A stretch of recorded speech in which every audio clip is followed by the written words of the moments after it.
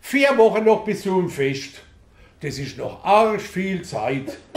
Da mache ich mir doch welchem Geschenk nicht heute schon Kopfweh leid. 3 Wochen noch bis zum Fest. Noch immer ganz schön lang. Drum ist mir da drum, was ich schenk, auch gar kein bisschen bang. 2 Wochen grad noch bis zum Fest. Noch Zeit in Hill und Viel. Wann ich noch endlich wissen tät, was ich dann kaufen will. 1 Woche grad noch bis zum Fest. Jetzt komme ich schon in Stress. Und ganz genau wie alle Jahre funkt's in mir SOS. Doch wäre die Zeit auch doppelt lang. Mich spricht es doch nicht weiter.